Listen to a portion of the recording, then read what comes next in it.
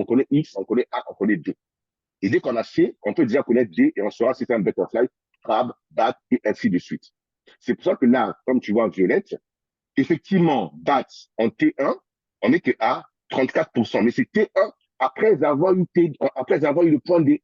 Donc, ça veut dire que si tu regardes que ça, tu ne vois pas le C, le point C, du point C au point D.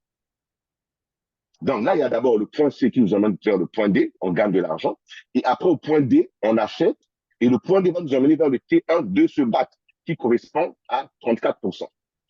Qui va arriver quelque part vers cette zone-ci que j'ai identifiée en premier T et TP2 ici en haut. Est-ce que tu as pu répondre un petit peu à ta question, Gio, à moins que Morel, tu veux Oui, rajouter quelque chose? c'est bon, merci. Ok, super. Donc, si c'est bon, c'est pour ça que c'est pertinent. En revenant, je vais sauter Mais je rapidement. pose la question. C'est le point C, mais ça, ce sont des zones qui ont déjà été travaillées, non? Identifiées et c'est passé. Le Non, point c'est pas. A, X, oui. Non, c'est pas passé. Regarde, ici, là, ce sont des Ouais. points D ici, là, là, le bas, là, c'est un point D qui nous annonce. Ah, D'accord? oui, Voilà. Il nous annonce un point D. Mais il nous oui, annonce un point D au point C qui est ici. D'accord? Qui est là. Le point C qui est là. D'accord? oui. Et donc, si on veut voir le point C de ce bat, moi, je le vois déjà identifiquement. On a X, A, B, C. Donc, c'est-à-dire, on a exactement là. Moi, je peux le voir avec le temps. Vous allez pouvoir le voir. On a ici X qui va, c'est-à-dire, on a là. D'accord? Là. Oui, On a, attends, oui, on a X, un instant. Voilà. Ici, regardez, un instant. Là, on a ici, on a X, on a ici, potentiel ici A, oui, d'accord, B, oui. C et D. Oui, Donc, vous voyez que là, déjà, lui, il identifie déjà tout cela et il vous donne maintenant toutes les probabilités. Donc, ça veut dire que le point C, une fois qu'on l'a, on a tous les points D possibles.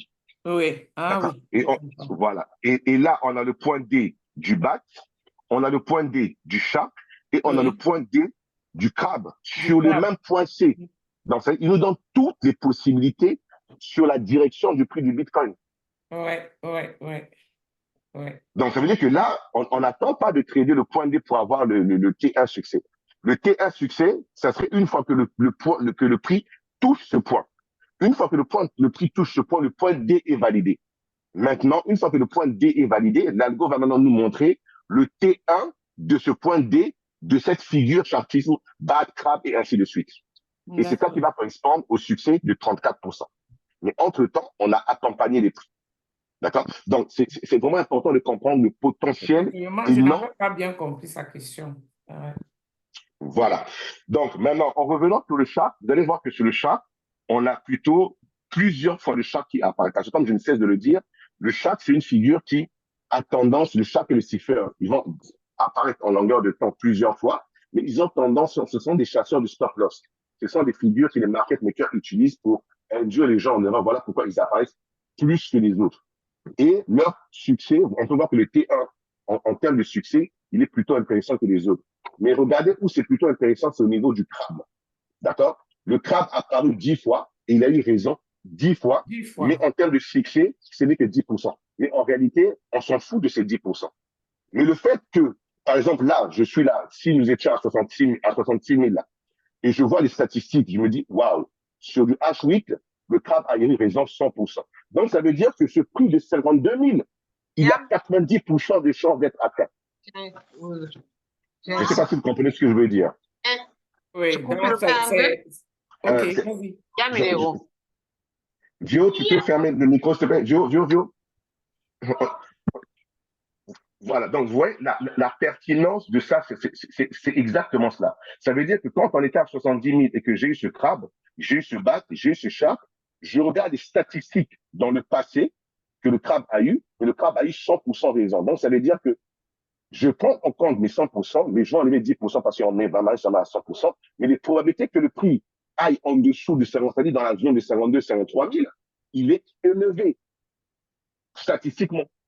Et avec le temps, on voit que le Bitcoin est allé chercher 53 000. Mettez-les toujours en dessous pour ne pas vraiment perdre. C'est-à-dire, au lieu de mettre, par exemple, je sais pas moi, si vous avez voulu enlever 40% en T1, mettez par exemple 20% juste légèrement en T1. Comme ça, les 20%, vous êtes exécutés. Les autres 20%, si ça ne touche pas, c'est pas grave. Vous allez, grâce aux 20% que vous avez fait plus haut, vous allez les prendre un petit peu plus bas. Ça, c'est maintenant le money management. Mais une fois que vous allez comprendre ce jeu, vous allez voir que ça serait plutôt facile. Et par la suite, vous voyez que là, bah, tout de suite, on est parti toucher notre crabe. Et notre crabe nous donne un T1 ici à exactement 62 800. Ouais, et on a touché pile poil notre crabe et là, il est stabilisé et on va maintenant attaquer le T1. Vous voyez qu'une fois qu'on touche le point D, c'est à ce moment que le T1 du crabe apparaît. Mais entre-temps, on aurait pu vendre, pour ceux qui utilisent futur, de 70 000 jusqu'à 53 000 et se faire de l'argent vers cette baisse. Et grâce maintenant avec cet argent, on va sur spot et on reprend maintenant vers le haut. Tu comprends mieux, Vio, maintenant à ce niveau?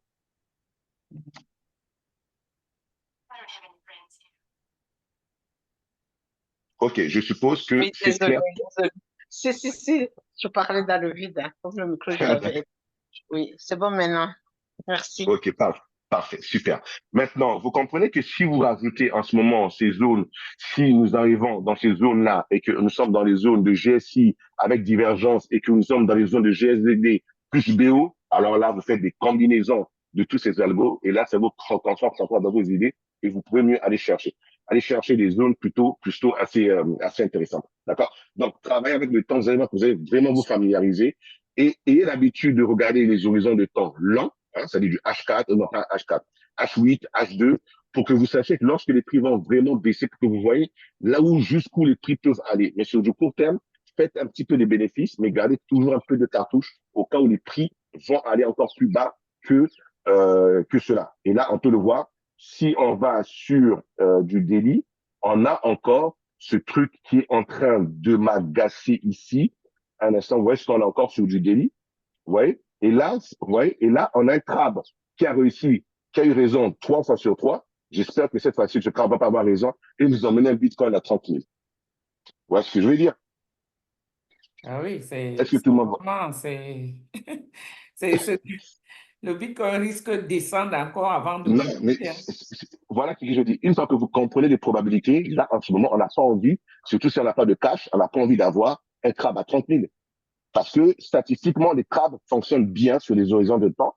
Et là, déjà, il a eu déjà raison 3 fois. J'espère qu'il ne va pas encore avoir raison encore une seconde fois. Et s'il a raison, attendons-nous à un Bitcoin à 30 000. Ce qui dit Bitcoin à 30 000, c'est la catastrophe sur tous les altcoins. Ah oui. Sur tous les autres altcoins, c'est la catastrophe. D'accord? Donc, vous voyez déjà qu'on a déjà cette perspective. Ça ne va pas nous étonner, mais avec le temps, une fois qu'on va bien remodeler le portefeuille, on sera maintenant mieux managé parce qu'on a des outils qui nous permettent de voir ce que potentiellement les gens ne voient pas. OK? Ah là, de nouveau le Morel, tu avais quelque chose à dire sur les GMHP ou pas? Est-ce qu'il est encore avec nous? Oui, tout est parfait. Voilà. Bon, tu vois ce crabe, Morel? Ce crabe-là qui met la pression à 30 000 le Bitcoin? Comme je te dis, là, je check ça depuis là, je suis comme les fesses, j'ai toujours là. Mais Ah, moi, je pense que c'est d'après les annonces qu'on entend là, avec ceux qui ont accumulé les bitcoins là. Ils ont parlé de qui? Des Allemands et puis, je sais pas. non, mais non, accumuler, ça ne veut rien dire. Il y a plutôt la pression de GOTS, tu vois, la société qui détient plus de crypto-monnaies, de Bitcoin qui vont libérer, qui vont vendre aux gens. Et puis, il y a aussi quelque chose d'autre qui est quand même, c'est le scénario que je ne voulais pas voir, c'est qu'on ait un Bitcoin à ses prix. C'est-à-dire qu'on a un Bitcoin vers les 55 000, vers les 45 000. Pourquoi? Parce que si on a un Bitcoin vers les 55 000, vers les 45 000, beaucoup de gens vont essayer d'acheter. Beaucoup vont acheter. On voit, il y a plein d'ordres d'achat vers 48 000. Mais sauf que si on atteint 48 000, 45 000, les market makers ne vont pas accepter que le train parte chargé. Ils vont pas accepter. C'est-à-dire beaucoup de gens vont mettre beaucoup de paquets et utiliser des CV de vie vers 48 000, 45 000, mettre des stop loss à 40 000. Il y aurait beaucoup de stop loss à 40 000. Et si ça, on a plein de stop loss à 40 000, à un moment donné, market makers vont aller chercher ces stop loss à 40 000 et tirer le prix du Bitcoin sous les 40 000. Donc, c'est le scénario que je suis en train probablement de voir exécuter sur le Bitcoin. Donc, c'est-à-dire dans toute cette zone-ci, si nous y allons, c'est vraiment si nous y allons, ici, plein de gens vont acheter, d'accord? Ici, beaucoup de gens vont se mettre à acheter. Ils vont mettre leur stop loss en dessous ici. Et lorsqu'ils vont mettre leur stop loss en dessous ici, ils vont créer plein de liquidités que forcément, les market makers iront chercher. Ils Forcément. vont Et mettre s'ils leur vont stop loss où? À combien? à 40 000, Ah oui.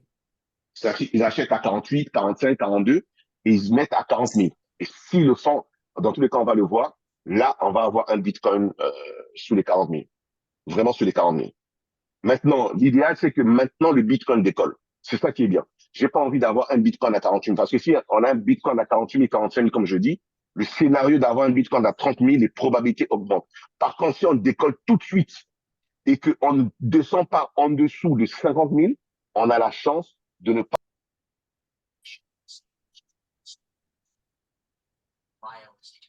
On l'a perdu. Il est en sourdine. C'est en sourdine. Ah, bah.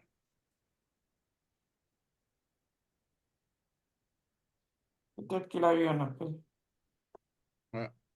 Parce que j'ai Donc, vu voilà, ça, je me excusez-moi. suis posé la question dernièrement, est-ce que c'est vrai? Que quoi? J'ai pas entendu parce que quelqu'un m'a appelé. Ah, d'accord. En fait, j'ai vu les...